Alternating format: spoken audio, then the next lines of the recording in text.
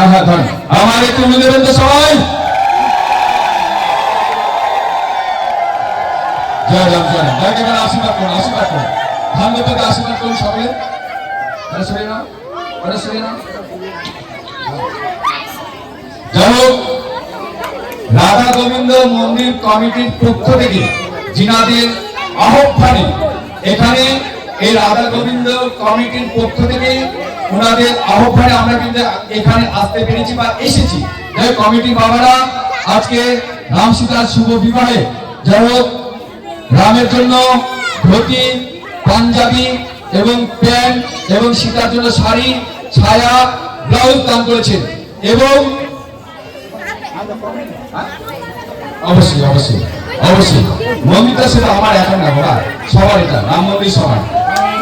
তো যাই হোক, কমিটির বাবার আজকে রাম সীতার শুভ বিবাহে সীতার জন্য শাড়ি, ছায়া, ব্লাউজ, রামের জন্য ধুতি, পাঞ্জাবি দান করেছেন।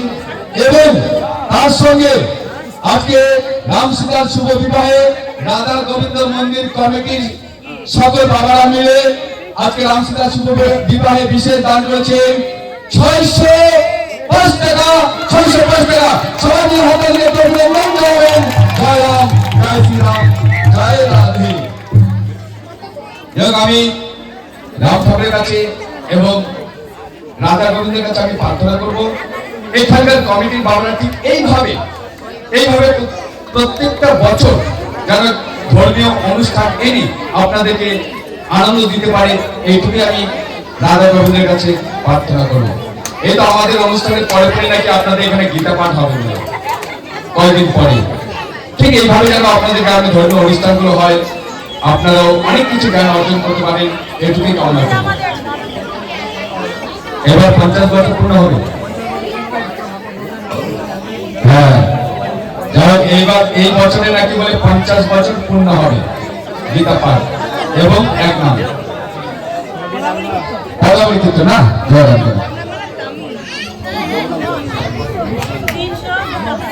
মাননীয় পরিমল ঘোষ, মাননীয় পরিমল ঘোষ আজকে রাম সীতার শুভ বিবাহে উনিও বিশেষ দান করেছেন 302 টাকা। 302 টাকা সবাই হাতে রাখুন।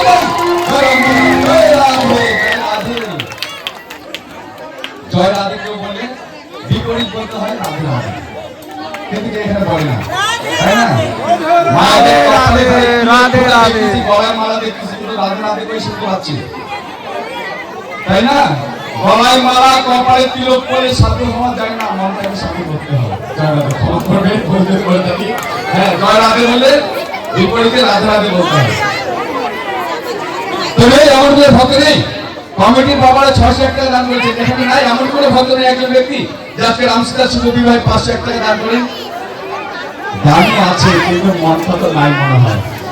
যাই হোক, আমরা হ্যাঁ দানি অবশ্যই আছে, দানি না থাকলে আমাদের অনুষ্ঠানটা চলছে কি করে, তাই না?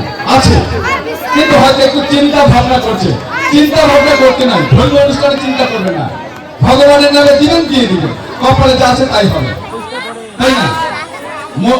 এসেছি খালি হাতে, যাব খালি হাতে। আসার সময় খালি হাতে এসেছি, যাওয়ার সময় খালি হাতে চলে যাবো। যা কিছু করেছেন এখানে সবকিছু রেখে যেতে হবে, এই ভাবের মাঝে নিয়ে যেতে পারবেন না। তো যাই হোক, যেসব মায়েরা বাড়ি যাচ্ছেন যান, ধীরে ধীরে যান। আমি কোনোদিনও মাদেরকে বলি না যে মায়েরা বসে, একটু বসে, যাবেন তো যাবেন তো বলি না, চলে গেলে যাবেন, তাই না?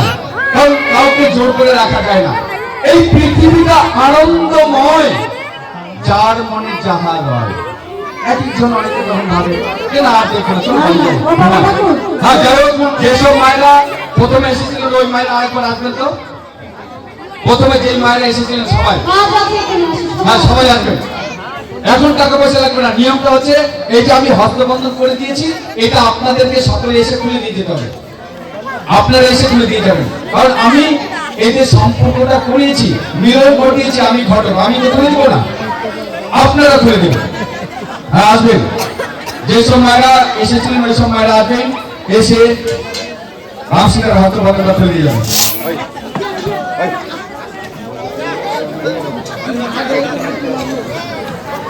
সবাই এসেছেন? আচ্ছা, এখানে সবাই হাত দেওয়াটা সম্ভব না, তাই না? সবার হাত দেওয়া যাবে না, কিরম নাম বলবে না? যাই হোক রামের কাকা শ্বশুর, যাই হোক কাকা শ্বশুর বিয়ে করছে কিনা জানি না, আজকে রাম সীতার শুভ বিবাহে 50 টাকা দাম করেছে, 50 টাকা। আচ্ছা যাই হোক একজন মা ওখানে বসে ওই হস্তবন্ধন মালাটা ধীরে ধীরে করবেন, আর বাকিরা একে অপরকে ছুঁয়ে থাকবেন, সবাই ছুঁয়ে থাকবেন একে অপরকে। হ্যাঁ মায়ের সবাই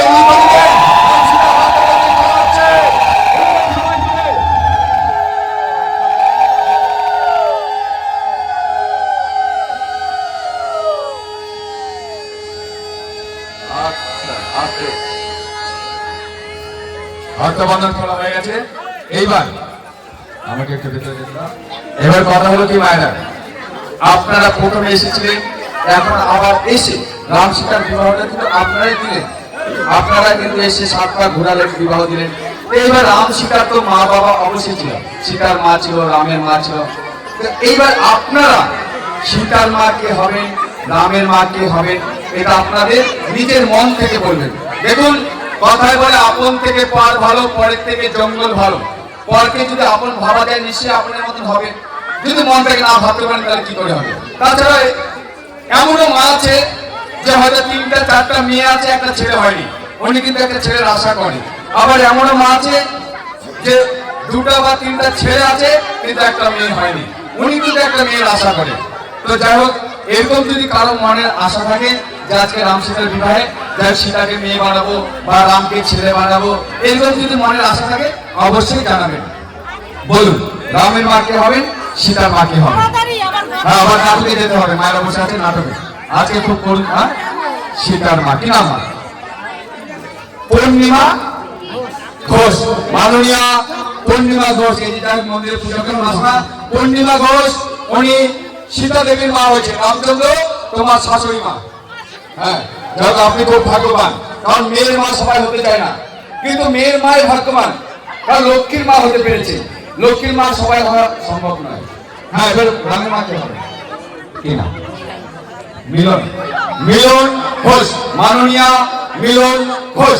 রামচন্দ্র তোমার মা, সীতা দেবী তোমার শাশুড়ি মা। ভালো করে দেখাশোনা করবে, এখনকার বইদের মতো ব্যবহার করবে না। আর কে কি হবে? আরো মা হতে পারে, কারণ রামের তো একটা মা ছিল না, অনেক মা ছিল। সীতার মা ছিল আরো। লতা দাস, মাননীয়া লতা দাস উনি রামচন্দ্রের মা হয়েছে। সীতা দেবী তোমার আরো একজন শাশুড়ি মা। আর কে? না আর কে? আর কি আপনার এই দিকে কে কি বলেন? মনে ইচ্ছে দেখে না, এটা জোর করে বলবো না, সম্পর্ক ওই সম্পর্কে নাকি এই মাসের সম্পর্কে। আর মা নামে সীতার মা কি নাম? দুলালী প্রামাণিক, মাননীয়া দুলালী প্রামাণিক উনি সীতা দেবীর মা হয়েছে। রামচন্দ্র তোমার শাশুড়ি মা। আর কে কি হবেন? মাসিক আছে, এই মাসির সম্পর্কে সব মাসিক আছে, এই সম্পর্কে হবে অনেক বড় কুটুম, অনেক বড় পরিবার। হ্যাঁ বড় পরিবার। আচ্ছা এই সব রামের। হ্যাঁ রামের কি? রামের মা কি নাম? কল্পনা ঘোষ, মাননীয়া কল্পনা ঘোষ রামচন্দ্রের মা হচ্ছেন। সীতা দেবী তোমার আর একজন শাশুড়ি মা। আর কে কি কিছু মনে হচ্ছে? আচ্ছা ওই সম্পর্কে। আচ্ছা যাই হোক এবার আপনারা সকলে এক সাইডে দাঁড়ান, এদিকে দাঁড়ান, এদিকে মানে চলে আসেন, এক সাইডে দাঁড়ান। এবার আপনাদেরকে রাম সীতা প্রণাম জানাবেন, কারণ এখন কিন্তু আপনাদের না, এখন কিন্তু ভাবলে হবে না যে ভগবান সেদিকে বা রাম ভগবান। এখন আপনাদের ছেলে মেয়ে, আপনারা বয়োজ্যেষ্ঠ, যতদিন এখানে আমরা থাকবো আপনাদের সঙ্গে যে সম্পর্কটা হয়েছে সেই সম্পর্ক ধরে আপনাদেরকে ডাকবে। যে মা হয়েছে মা বলে ডাকবে, যে মাসি হয়েছে মাসি বলে সব।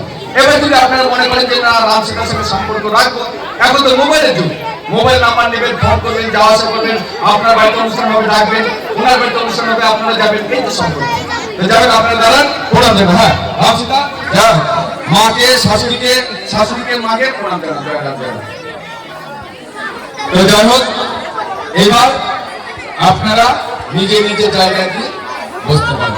তবে কথা হলো কি যে ছেলে মেয়ের বিবাহ দিলে বউ ভাত দিতে হয়, ছেলে মেয়ের বিবাহ দিলে বউ ভাত দিতে হয়। তো বউ ভাতটা আগে কার বাড়িতে হয়? খাওয়া দাওয়া ছেলের বাড়িতে আগে খাওয়া দাওয়া হয় না মেয়ের বাড়িতে? মেয়ের বাড়িতে, ছেলের বাড়িতে, হ্যাঁ মেয়ের বাড়িতে আগে হয়। হ্যাঁ এবার মিষ্টিমুখ করেন, মিষ্টিমুখ করেন, হ্যাঁ হ্যাঁ তাড়াতাড়ি মিষ্টিমুখ করেন। খাওয়া দাওয়া আগে মেয়ের বাড়িতে হয়, আর ছেলে বিয়ে করতে যায় মেয়ের বাড়িতে ভালো মন্দ খাইতে যায়, তারপরে বউকে নিয়ে এসে ভালো একটা দিন থেকে কীর্তি ভোজ দেয়, একদিন পরে দুদিন পরে। তো যাই হোক, ছেলে মেয়ের বিবাহ দিয়েছেন, বউ ভাত কিন্তু আপনাদেরকে দিতে হবে।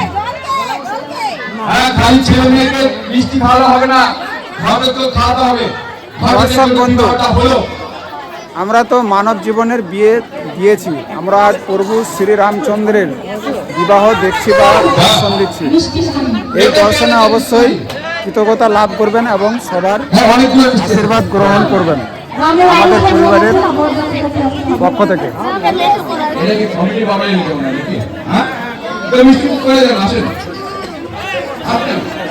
হ্যাঁ আসেন, একজন আসেন, আসেন মিষ্টি নিয়ে শুধু মিষ্টিটা আপনারা। না আমি না দেব, আমি না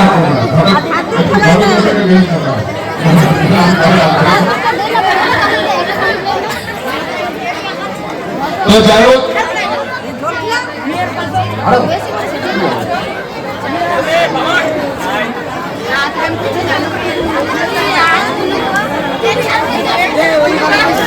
আপনার ঘরে থেকে আপনি খাইলেন, আপনারা এনেছেন, আপনাদের মিষ্টি আপনারা খান।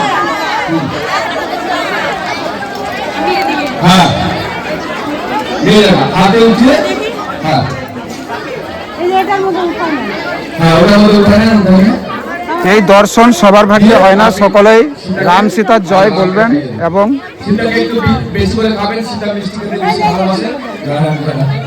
আমরা আপনাদেরকে কতটা কৃতজ্ঞতা লাভ করাচ্ছি আমাদের ভগবান শ্রী রামচন্দ্র তথা সীতা দেবীর দর্শন দেখছি, কারণ আমরা প্রভুর মন্দিরও দর্শন দিয়েছি এই পরিবারের মাধ্যমে এবং আমরা আমাদের ভগবান রাম ও সীতার বিবাহ দর্শন দিলাম আপনাদের সকলের কৃতজ্ঞতা।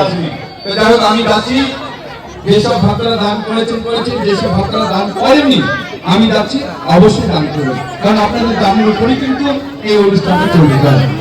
হ্যালো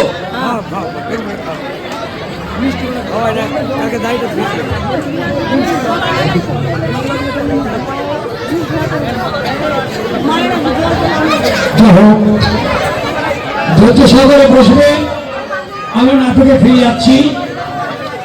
এরপরে নাটক দেখাবো আমরা, দেখতে পাবেন রামের যে দিদিমা কুজি মন্থুরা।